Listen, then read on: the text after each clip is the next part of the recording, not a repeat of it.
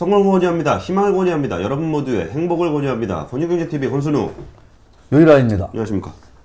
네. 급한 소식이 타진입니다 해서 급하게 시간 마련했습니다. 오늘 네. 유 부장께서 삼성의 지배구조 관련한 얘기를 좀 해보실 건데 일단 간단하게 그 별세 소식 좀 전해드리면은 어제 제가 근무했어요. 네, 그래서 사실은 뭐 더 네. 네, 의미 있는 그런 날이었고 사실은 뭐 우리 권순우 기자도 할 얘기가 많을 것 같아서 예. 예, 긴급히 오늘 시간 마련했습니다. 어저께 아침에 9시 반인가 이제 애들 밥 먹이고 있는데 네.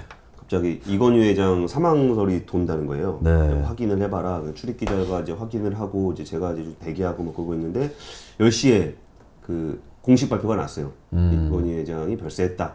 그러면서 이제 그 후배 기자들 저기 뭐 자는 애들 깨워서 여기 병원 보내고 네. 장례식장 보내고 뭐 그랬는데 그 이건희 회장은 굉장히 그 우리 사회 이 시대의 문제적 인물이죠. 굉장히 이제 한국의 삼성을 글로벌 삼성으로 이끈 최대 공헌자이기도 하고 창업주는 이병철 회장이지만 지금의 삼성은 그 이건희 회장이 뭐 만들었다 그래도 과언은 아닌 것 같습니다. 그러면서 그 정황의 로비라든지 비자금, 문호조 경영 이런 것 때문에 어떤 한국 사회의 문제점들이 뭐 총체적으로 드러난 사례이기도 합니다. 그 뭐 약간 오늘자 주요 또는 뭐 이게 그 신문들 페이퍼들 일면 기사 잠깐 사진과 함께 보면은 뭐 이게 혹시 강 PD 이게 나오나요? 이게 그림이? 잠시만요. 네, 나오고 있습니다. 네, 자 보겠습니다. 세계 1등 자신감 남겨주고 떠나다 이렇게 환경에서 이렇게 뽑았고, 자 조선일보 보면은 네 우리 권순우 기자가 한번 읽어주시죠. 변방 한국을 세계 인류로 만든 승부사. 좀 와닿는 제목들이 좀 있어요. 그 다음에 이제 이투데이 네 한번 보겠습니다. 변화와 혁신 신화 쓴 거인 잠들다. 네. 그 다음에 이제 우리 또 머니투데이 또 신문 일면 이게 또 이게 유료 이게 또 회원 가입해 볼 수 있는 그런 일면입니다. 이건희의 마지막 부탁 다시 한번 바꿔야 한다. 네. 머니투데이 제목을 보니까 마지막 부탁 당부하신 말씀이 이제 다시 한번 바뀌어야 한다 뭐 이런 주문이었다는데, 예 이것도 뭐 사실 이 시대에 사실은 우리나라 우리 사회 우리 경제에 좀 주어진 과제죠. 사실 누가 부인할 수 없는 그런 거고, 사실은 뭐 저도 이제 2005년도 4년도 이때 이제 삼성 출입하면서 그때는 참 그 운동 경영하실 때였어요. 지금 이제 JY 아드님이신 JY는 기자들한테도 많이 나오고, 그쵸. 뭐 기자회견장에도 많이 나오잖아요. 근데 이제 당신은 웬만한 행사가 아니면 잘 안 나오시고 이래가지고, 저는 이제 고려대에서 명예철학 박사, 그때 수여식이 있었는데, 계란 던지고 막 그랬던. 예, 그때 참 뭐 그런 것도 있었고, 근데 하여튼 그때 이제 2005년도에 제가 가까이서 조금 좀 긴 시간 뵀던 기억이 나서, 어쨌거나 참 벌써 그게 이제 15년 전이네요. 벌써 그렇게 됐네요. 예, 네. 그래서 하여튼 뭐 심심한 조의를 표합니다. 조의를 표하고, 예, 오늘 뭐 사실은 이제 공도 많고 뭐 과도 있다 하시고, 그 다음에 이제 앞으로 이제 그룹이나 우리 경제계, 재계, 사회 전반에 던지는 화두가 꽤 많아요. 우리 이건희 회장님 이 별세의 계기로. 그래서 그런 것들 한번 우리 권 기자랑 한번 좀 짚어보도록 하겠습니다. 예, 뭐 TMI 좀 할게요. 네. 뭐 TMI는 어제 오종희 부장께서 쓰신 기사에 나온 얘기인데, 네. 그러니까 그 2시 반, 새벽 2시 반쯤에 산소 포화도가 떨어져서 가족들을 불렀다.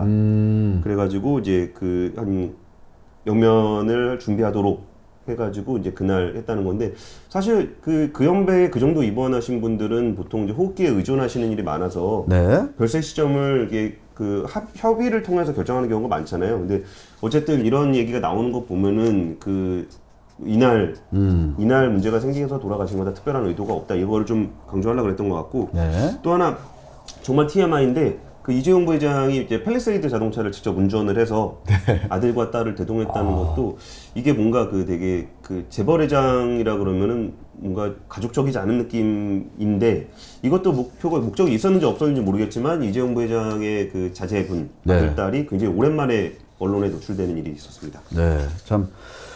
자, 이제 뭐 그룹의 그 지배구조 변화부터 오늘 일단 시장에서는 강 PD, 네. 물산, 네. 생명, SDDS 뭐 이렇게 많이 움직이나요? 지금 호텔 신라는 어때요? 지금 물산 14%, 생명 6%, 전자는 약간 살짝 빠지고 있습니다. 네. 네, 그다음에 삼성 SDS가 4% 오르고 있고 호텔 신라가 그냥 호텔 신라는 그죠 1%? 의외로 호텔 신라가 별로 이렇게 주목을 못 받고 있네요. KCC가 4% 오르고 있고. 자, 일단은 뭐 이제 시장 관련해서는 이제 기존에 제가 이제 유일한 경제 TV 이제 권유 경제하면서 그 물산 생명을 꼭 봐야 된다. 제가 아주 세게 얘기했었죠, 강 PD. 네. 모처럼 한번 세게 했던 기억이 나네요. 네. 그 다음에 이제 얼마 전에는 우리 KCC 한번 얘기를 했었는데, 예. 그때 이제 모직을 많이, 모직이 아니죠. 이제 물산, 삼성 물산을 많이 들고 있으니까, 등등등 이유로 KCC를 주목해야 된다. 이런 말씀을 드렸던 기억이 나고. 자, 어제 이제 내근도 하셨으니까, 예. 뭐 우리 산업부 기자들 우르르 거의 다 나왔다면서요. 뭐 저랑 그 전자출입 기자들 나왔습니다. 예. 어제 뭐 이렇게 삼성의 그 지배구조가 어떻게 바뀔 거다 이런 얘기들 기자들 사이에 했었던 것 같은데 뭐 잠정적인 결론이나 어떤 시나리오 이런 거는 좀 어떻게 좀 정리가 됐어요? 근데 그 지배구조 개편 관련한 얘기가 다 뭐 아시는 분들은 아시겠지만 삼성이 2018년에 그 뭐 SDI 등이 가지고 있던 삼성 물산 지분을 정리를 하면서 네. 순환출자가 대부분 해소가 됐어요. 순환출자 해소됐죠. 네, 완전히 해소가 됐는데 네. 그러니까 이게 그 삼성 지배구조 개편이라고 하면 굉장히 복잡하게 생각하시는 분들이 많은데 2014년 이후에 순환출자를 해소한다는 정부 방침이 있으면서 그쪽으로 유도를 많이 했어요. 그 당시에 우리나라의 순환출자 고리가 9만 7천 개 정도가 있었는데 물론 그중에 9만 5천 개는 롯데 거였습니다. 네. 그래서 이제 롯데그룹이 순환출자를 해소를 하고 대부분 기업들이 해소를 하면서 문재인 정부 들어서 거의 다 없어졌어요. 그리고 남아있는 우리가 그러니까 좀 신경 쓸 만한 데는 순환출자가 이제 현대차가 갖고 있는 4개 고리 정도고. 그게 이제 좀 있죠. 예. 그러면은 삼성그룹의 지배구조 개편이라 그러면 진짜 복잡하게 생각하실 거 하나도 없고, 왜냐하면 그런 문제가 있는 거면 대부분 다 해소를 했거든요. 네. 딱 하나, 삼성생명이 가지고 있는 전자 주식을 어떻게 정리할 거냐. 이게 네. 보험 가입자들의 돈으로 기업의 지배구조를 유지하고 있다라는 비판을 받고 있으면서 지금 이게 불법은 아닙니다. 합법적으로 가지고 있는 건데 이런 비판을 직면하면서 전자 주식을 어떻게 정리할 것인가가 거의 삼성 지배구조 개편의 그 딱 원포인트라고 볼 수 있어요. 네. 그러니까 권순우 기자가 좀 요약을 잘 했는데 그 사실 이제 이건희 회장이 이제 보유한 주식이 전자 한 4.2%, 예. 그다음에 이제 생명 20.8%, 그다음에 이제 물산 한 2.9% 이렇게 이제 들고 있는데 이제 아직 유언장이 공개가 안 됐어요. 그래서 예. 이제 유언장을 어떻게 이제 작성을 했을지 물론 제가 추측하기로는 이제 가족들이 이제 합의하에 예. 협의하에 유언장이 작성이 됐을 것 같고 이제 일반적으로는 이제 그 아버지가 이제 사망을 하게 되면은 그 처와 그 자녀들이 1.5대 1대 1대 1 이런 식으로 이제 쭉 이제 배분이 되거든요. 예, 예. 일반적으로 특별한 이제 유언이 없을 경우에는. 근데 이제 워낙 이제 이 삼성전자 지분이라든가 생명 지분이라든가 매우 그 그룹 전체적으로 볼 때 그 핵심 지분이잖아요. 예, 예. 그렇기 때문에 유언장에 뭔가 좀 그 의미 있는 그런 문구가 숫자나 문구가 반드시 들어갔을 것 같고 또 하나는 이제 2014년에 이제 그때 이제 갑자기 이제 심근경색 예. 와가지고 6년 전이죠 벌써. 예, 한 2,300일 전이라고 어제 기사에 많이 썼습니다. 2,300일. 예, 2,360 며칠 만. 그래서 그 기간 동안에 그 후계구도, 예. 경영권 승계, 뭐 그다음에 지분의 상속, 증여 이런 거 관련해서 6년이라는 시간 동안에 많은 준비를 했을 거예요. 예. 그래서 우리 시청자분들이 또는 투자자분들이 뭐 걱정하지 않을 정도로 아마 준비는 됐을 것 같은데. 여기서 짧게 뭐 이것도 TMI인데 네. 유언장이 직접 공개되진 않을 것 같아요. 아, 그러니까 이전 사례를 보면은 LG그룹 같은 경우도 구본모 회장이 별세를 하면서 이제 구강모 회장이 그 지분을 받으면서 상속세를 한 9,600억, 9,200억 정도 낸다고 얘기가 나왔는데 네. 이게 유언장이 공개가 된 건 아니었고 이게 어떤 지분 관련한 것들이 있어서 공시를 하게 되더라고요. 그렇죠. 그래서 공시를 하게 되면 공시에 나온 내용을 보고서 유언장에 이런 내용이 있겠거니라고 추정을 하게 되는 거죠. 예, 예. 그렇습니다. 그러니까 거기에 이제 상속이 뜨니까 예, 예. 공시에. 자, 그래서 이제 아까 권순우 기자도 복잡한 게 아니다라고 얘기를 했는데 그 어떻게 보면 뭐 간단하고 어떻게 보면 또 복잡해질 수가 있어요. 그러니까 이제 기사나 전반적인 숫자를 이제 계산해 보면은 보유한 거에 50 플러스 알파 지분의 비율로 이제 상속세를 이제 내야 되는데 예. 대략 한 10조 원 전후가 상호세가 될 거다. 예. 그래서 이제 이거를 뭐 현금으로 낸다? 나눠서 낸다는 것도 상당히 좀 부담스러운 금액이에요. 그쵸? 예. 예. 1조가 안 되는 돈을 지금 구광모 회장은 지금 내고 있거든요. 연답으로 해서. 근데 이제 그거에 한 10배가 넘는 금액인데, 예. 이거를 현금으로 낸다는 것도 상당히 어렵고, 거의 불가능하죠. 예. 그 다음에 이거를 이제 지분으로 낸다?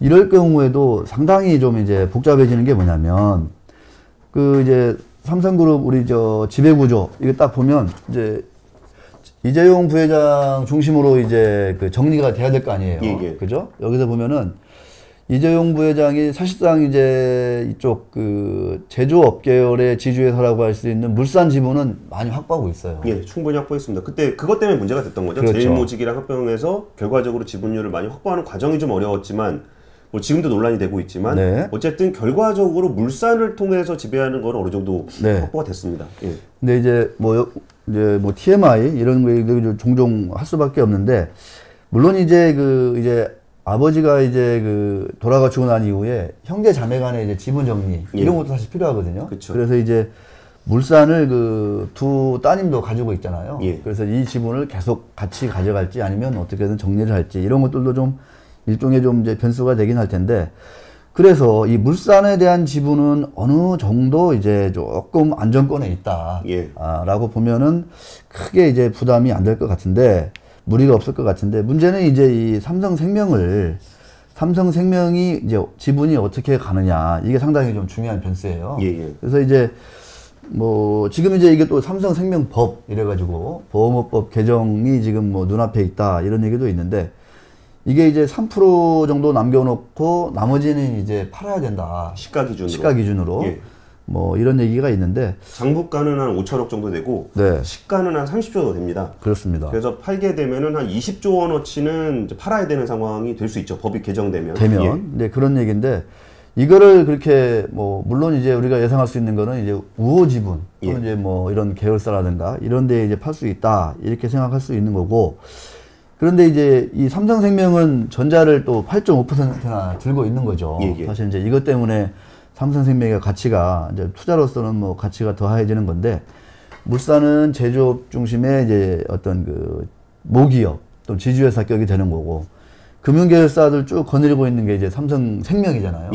그래서 이 지분을 어떻게 할 것인가, 이제 이게 이제 사실은 이제 머리가 아픈 거죠, 사실 어떻게 보면. 그래서 그 일각에서는 뭐 손자한테 넘겨주는 방법도 있다. 근데 이런 거는 제가 볼 땐 사회 여론이라든가 또 여기에 또 별도로 또 세금이 더 붙는다 이런 얘기도 있고 그래서 좀 어려울 것 같고, 근데 이제 이 삼성 보유하고 있는 삼성생명 지분이나 워낙 중요하고 이런 거기 때문에 전자도 그렇고, 근데 세금이 뭐 10조다 이렇게 되니까 이런 거를 이제 그 공익재단 이런 거에도 이렇게 출연할 수 있지 않냐, 기부할 수 있지 않냐, 이런 얘기도 나오는데, 그런 거에 대해서는 어제 조금 얘기가 어떻게 나왔나? 거기까지는 얘기가 안 나왔어요. 그러니까 어떤 얘기가 좀 나왔었냐면은, 그 제일 그 유력하게 그냥 뭐 이게 가능성이 있는 시나리오는 아닌데, 예전에 그 김상조 지금 정책실장이 과거 교수 시절에 제안했던 게, 생명이 가지고 있는 전자 지분을 물산이 사라.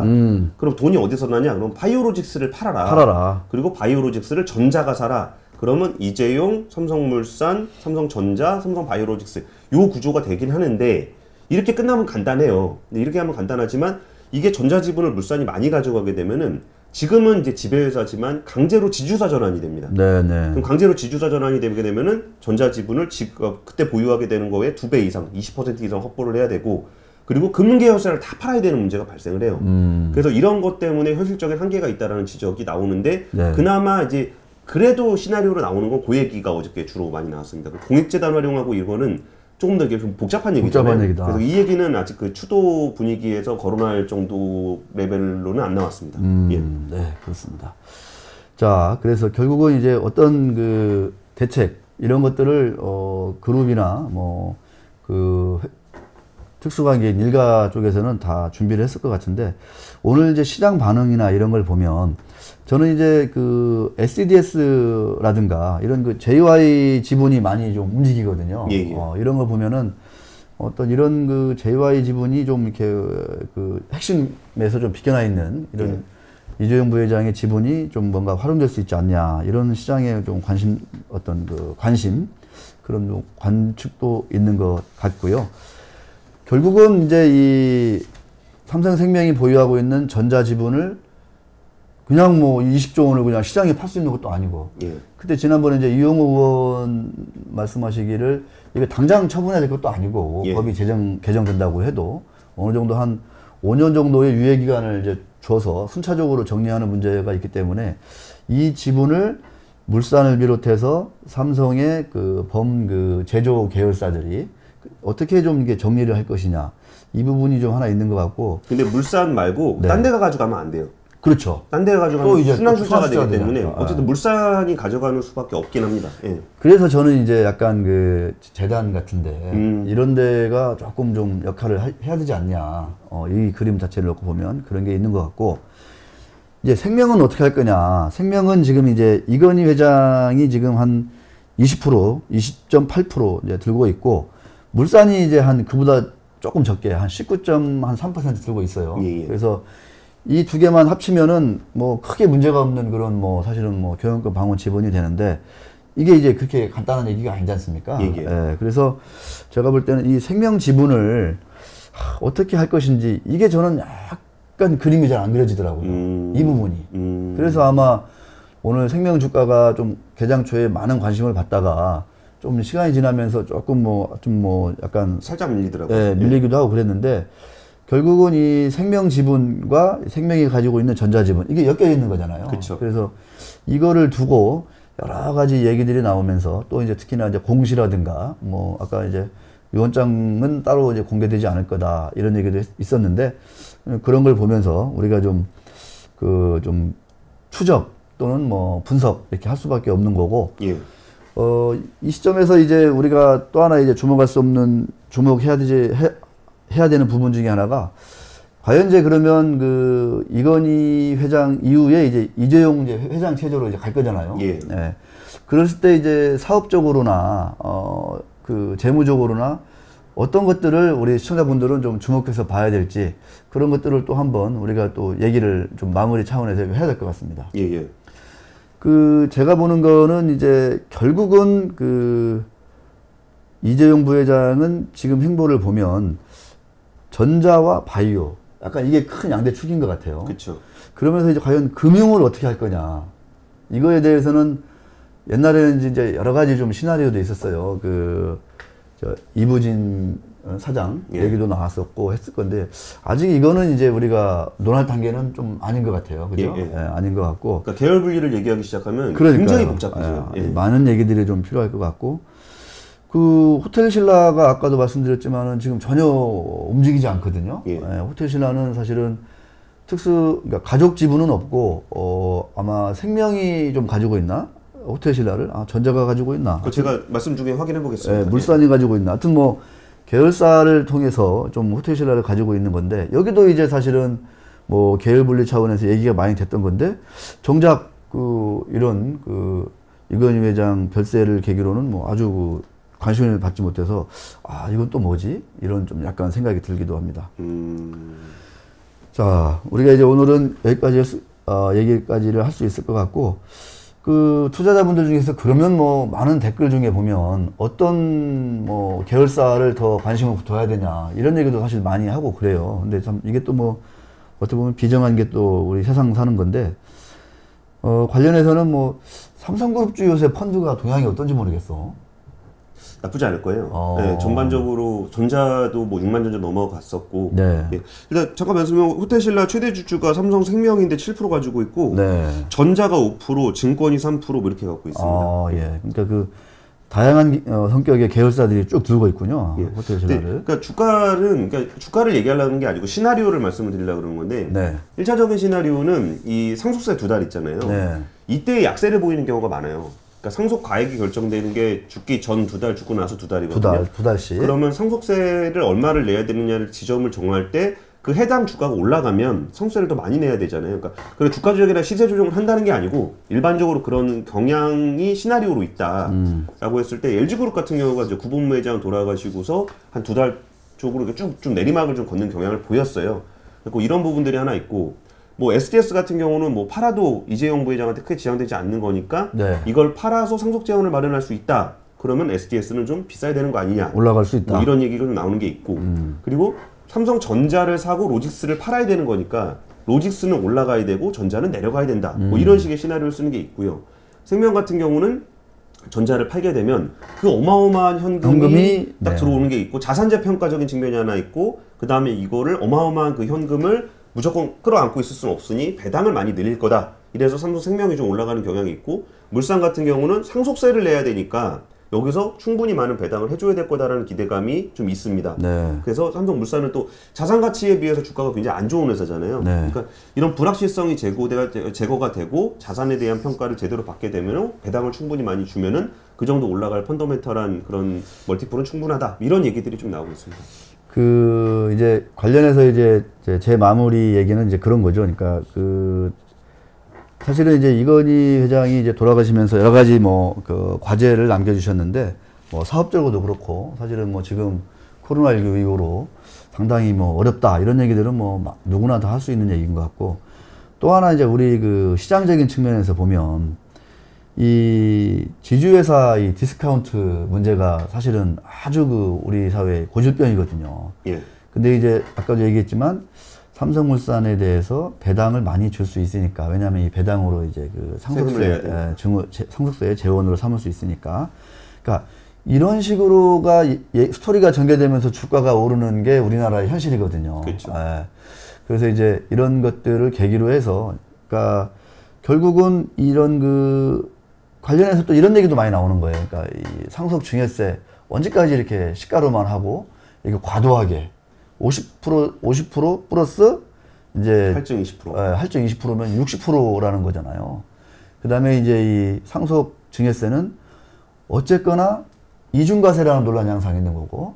그래서 유럽의 많은 나라들 같은 경우에는 상속 증여세가 없고 지분을 넘겨주는 거는 세금 없고 넘겨준 지분을 팔 때 세금을 이제 낸다는 거거든요. 양도소득세. 예. 예. 그래서 넘겨줄 때 상속세를 내면 이건 너무나 충격이 크고 부담이 크기 때문에 이거를 피하려는 여러 가지 편법과 꼼수가 이제 많은 거고 그래서 그렇게 하지 말고 이중과세 논란이 있으니 나중에 이제 혹시라도 아들, 손자 그 아래로 갔을 때 지분을 팔게 되면 그때 세금을 양도차익세로 성격으로 이렇게 징수하면 된다 뭐 이런 얘기도 있는데 아직 이제 그런 논의는 우리가 이제 일어나지 않고 있는 것 같은데 그런 건 있는 것 같습니다. 상속증여세 부담이 좀 과하다. 우리나라 현실적으로.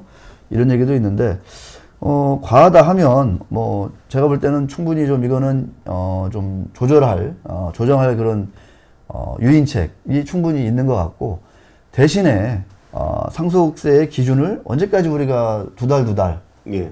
이벤트가 발생한 두 달 이 시가로만 할 거냐. 이런 것들도 사실 논란이거든요. 그러니까 이런 것들도 같이 한번 정비를 해보면 좋겠고, 제 개인적인 바람이나 이런 것 중에 하나는 지금 뭐 코리안 디스카운트의 그 실질적인 이면은 이런 그 지주회사 또는 모기업 디스카운트거든요. 그래서 이런 우리나라를 대표하는 삼성그룹 이건희 회장의 그 별세, 이런 돌아가신 걸 계기로 이런 그 지주회사에 대한 디스카운트를 우리가 언제까지 이렇게 방치할 수 있을 것이냐. 이 지주회사 주가가 프리미엄을 받을 그럴 상황이 왜냐하면 그 기업을 대표하는 게 지주회사인데 지주회사가 디스카운트 되어 있다는 거 너무 재미없잖아요 사실은. 경영을 하시는 분들도 너무 재미없을 것 같고 그래서 단순히 상속세를 내야 되기 때문에 물산에 배당금이 많이 늘어난다 또는 뭐 삼성생명도 뭐 이런 걸 계기로 배당금을 많이 준다 이런 게 아니라 전반적으로 좀 이런 것들이 정비돼서 결국은 그 회사들이 지주회사가 가지고 있는 이 물산만 해도 가지고 있는 뭐 지분들이 어마어마하잖아요. 삼바, 전자, 삼성생명 이것만 가지고 또 시총이 지금 몇 배가 되는 거거든요. 그쵸. 이 지분 가치만 해도 이런 것들이 좀 완화되는 해소될 수 있는 그런 방법을 찾는 게 또 우리 또 이건희 회장께서 남겨준 어떤 숙제고 우리 시대가 좀 풀어야 될 그런 과제가 아닌가.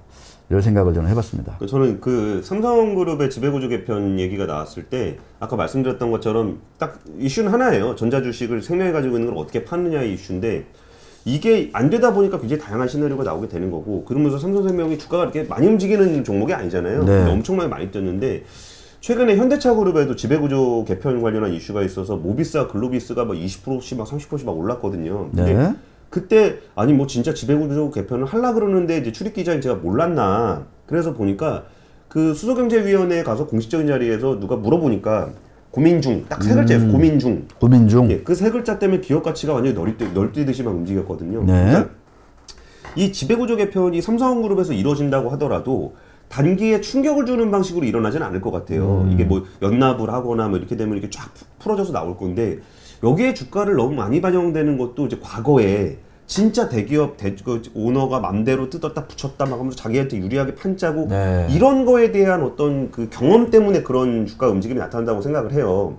그러면은 시장도 이제는 좀 이렇게 선진화된 지배구조로 좀 가고 그러니까 오너도 지 맘대로 뜯었다 붙였다 하는 게 더 이상 안 되거든요. 네. 반발이 LG화학만 보더라도 물적 분할인데도 안 되잖아요.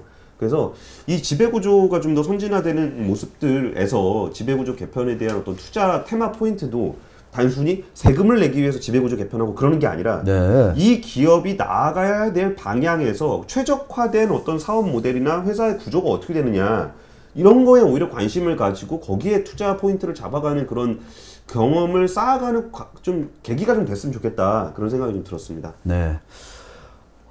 뭐 더불어 이제 삼성물산 합병 과정에서 일어났던 여러 가지 그 불법, 탈법, 의혹들 이런 거에 대해서 지금 이제 소송이 또 진행 중에 있잖아요. 예, 두 건입니다. 네, 이런 것들도 이제 그 관련해서 조금 이제 뭐 어떤 수사라든가 또 이제 그룹 측의 어떤 그 대응이라든가 아마 주주환원 책은 계속 조금 강화될 수 있다. 예. 전반적인 어떤 이런 시대적인 분위기, 어떤 소송 그다음에 또 이제 이건희 회장의 별세 이런 것들 맞물려 보면 아들인 그 JY는 주주환원 책을 상당히 좀 획기적으로 강화할 수도 있겠다 이런 생각이 드는 건데 글쎄 모르겠습니다. 지금 이제 그 세 남매 그러니까 이재용 부회장 그다음에 이부진, 이서연 두 따님 이렇게 이제 남아 있는데 이분들이 과연 향후 이제 그룹의 어떤 뭐 계열 분리까지 이제 뭐 사실은 이제 다 같이 이제 경영에 전면에 서겠다 하면 그렇게까지 이제 불가피한 상황이기도 한데 어떤 뭐 통 큰 그런 어떤 결단이랄까 뭐 어떤 그 이런 것들이 좀 있을지 이런 것들도 조금은 긴 관점에서는 조금 저는 좀 관심을 갖고 있는데 아직은 뭐 일단은 지금 이제 상중이기 때문에 그런 것들은 또 한번 우리들이 좀 수면 아래에서 뭔가 이야기가 전개되고 그럴 것 같습니다. 이제 마무리할까요? 네, 마무리하시죠. 그러니까 그 최근에 그 연배 분들이 많이 세상을 떠나셨어요. 네. 그러니까 구본무 회장도 떠나시고 이건희 회장 가시고 3세 경영 체제죠 이제. 예, 그리고 뭐 현대차 같은 경우도 이제 회장을 넘겨줬고 그러면은 그동안에 문제가 있었던 부분들, 그동안의 성과도 있었고 그동안의 문제도 있었고 하는 부분들이 약간 그 새롭게 시작하는 때는 이제 과거의 거에 얽매이기보다는 뭐 새로운 시작을 할 수 있는 때니까 새로운 경영자들이 진짜 이렇게 자기가 아버지 때가 아니라 새로운 자기가 리더로서 하게 되면은 과거의 것을 완전히 참신하게 새로운 세상에서 좀 보여줄 수 있는 그런 계기가 되고 이때를 우리가 한 20-30년 후에 돌아봤을 때 우리나라가 좀 더 성장하고 좀 더 선진국이 될 수 있는 계기가 되는 요 시점이었다. 기업 구조에 대한 투명성과 어떤 주주들에 대한 배려와 이런 것들이 획기적으로 개선됐던 시기였다라고 좀 기억이 될 수 있도록 앞으로 한 10년, 20년을 함께 만들어갔으면 좋겠습니다. 지금까지 권유경제 권순우 유일한이었습니다. 감사합니다. 구독. 좋아요.